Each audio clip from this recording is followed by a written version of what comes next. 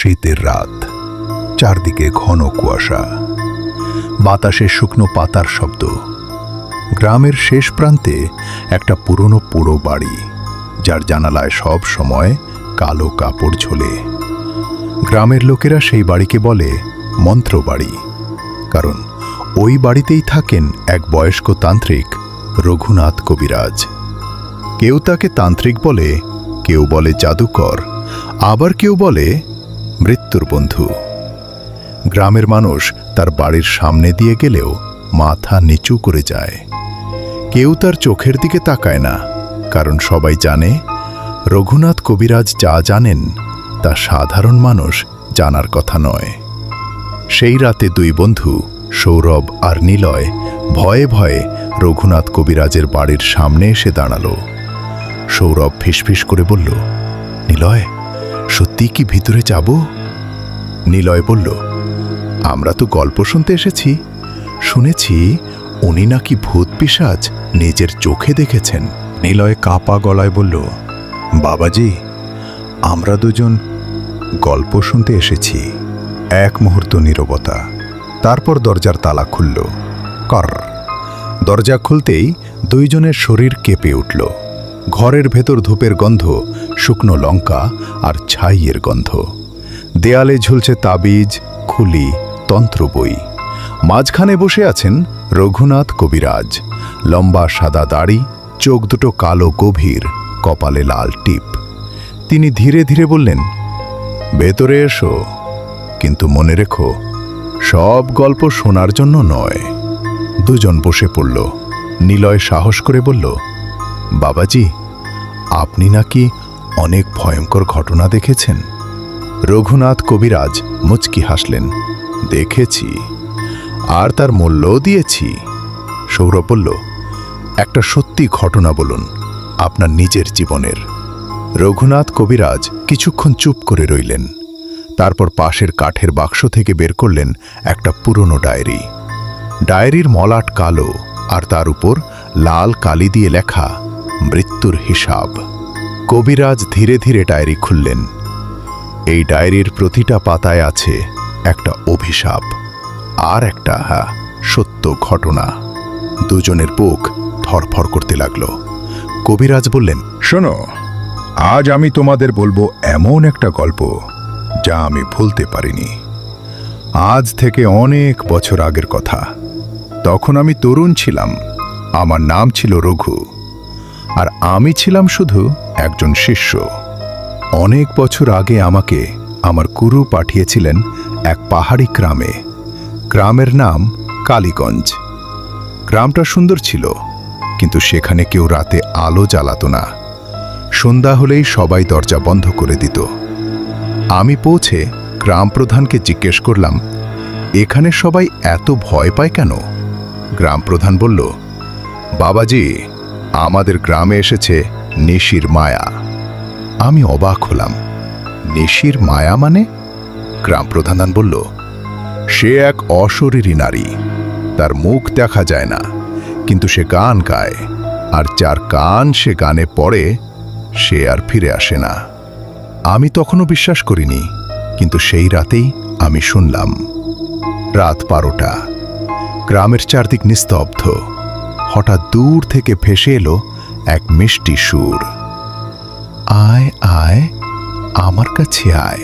সেই গান এত সুন্দর যে মনে হচ্ছিল ঘুমিয়ে পড়ব, কিন্তু হঠাৎ আমার বুক ঠান্ডা হয়ে গেল, কারণ গানটা শুধু কানেই নয়, মাথার ভিতরেও বাজছিল। আমি তাড়াতাড়ি গুরুদেবের দেওয়া তাবিজ হাতে ধরলাম। তবুও আমার পা নিজে নিজে দরজার দিকে এগিয়ে যাচ্ছিল। আমি দরজা খুলে ফেললাম। বাইরে কুয়াশার মধ্যে দাঁড়িয়েছিল একটা ছায়া, লম্বা চুল, সাদা শাড়ি। মুখ দেখা যায় না, কিন্তু তার চোখ দুটো জ্বলছিল। সে গাইছিল, চল চল, তোর জন্য আমি অপেক্ষা করছি। আমি চিৎকার করে উঠলাম, কে তুমি? ছায়াটা হাসল। সেই হাসি ছিল বরফের মতো ঠান্ডা। সে বলল, আমি নিশির মায়া, এই গ্রাম আমার। তারপর সে হাত বাড়ালো। তার হাত ছিল লম্বা, নখ কালো, আর আঙুলগুলো অস্বাভাবিক। আমি তখনই মন্ত্র পড়লাম, ও কালী রক্ষা করো। হঠাৎ বাতাস থেমে গেল, ছায়াটা পিছিয়ে গেল, কিন্তু সে মিলিয়ে গেল না।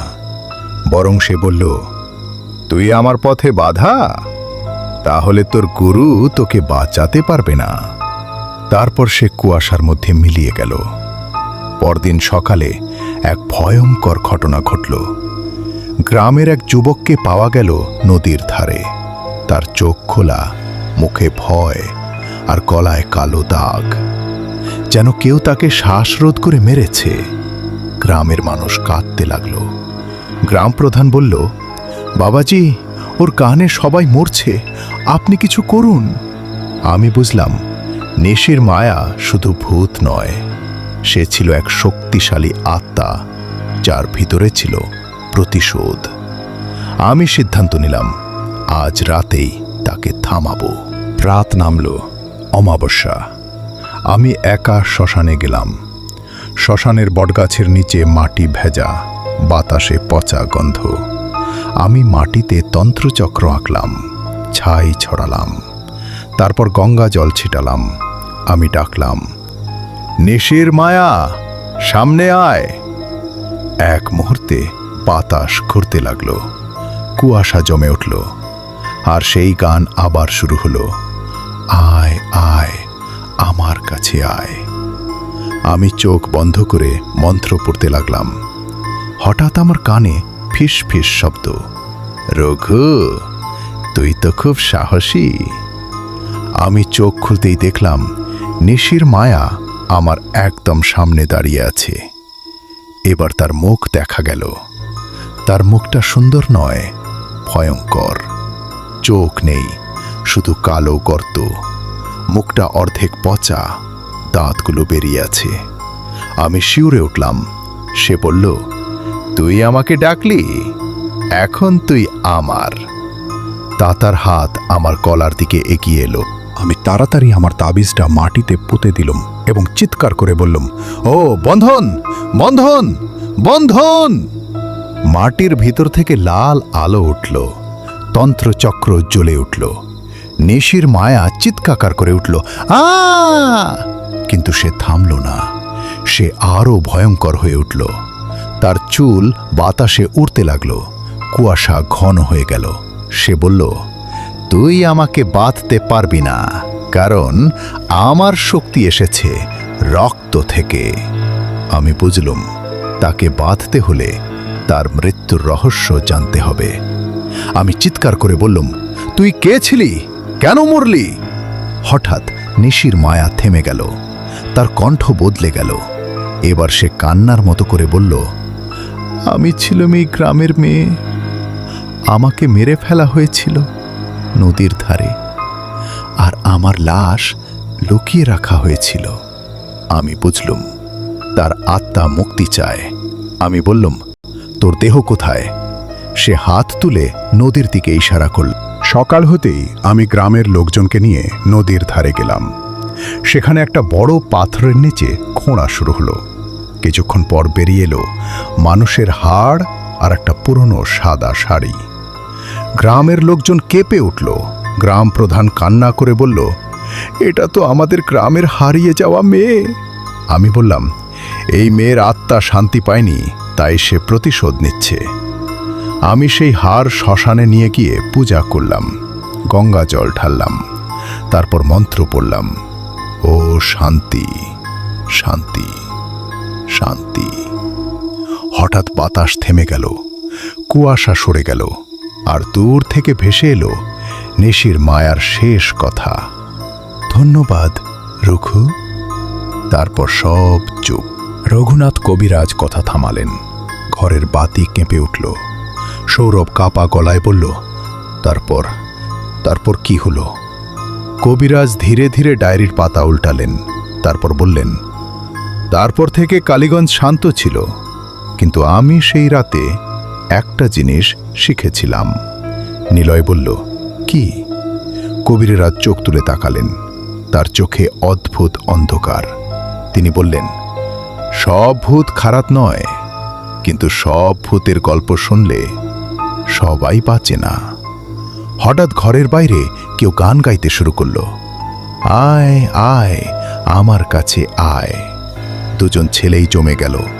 সৌরভ ফিসফিস করে বলল, বাবাজি, এই গান? রঘুনাথ কবিরাজ ধীরে ধীরে হাসলেন। আমি তো তোমাদের বলিনি, নিশির মায়া মুক্তি পেয়েছিল, কিন্তু সে আমাকে ছেড়ে যায়নি। তারপর তিনি ঘরের দরজা খুলে দিলেন। কুয়াশার ভেতর দাঁড়িয়েছিল একটা ছায়া, সাদা শাড়ি, লম্বা চুল। আর সেই ছায়া ধীরে ধীরে বলল, রঘু, আমি ফিরে এসেছি। দুজন ছেলের চিৎকারে রাত কেঁপে উঠল, আর কবিরাজের ডায়েরির পাতায় নিচে নিজে লাল কালি দিয়ে লেখা হতে লাগল, আজ আবার দুইজন এলো। শেষ নয়, শুরু।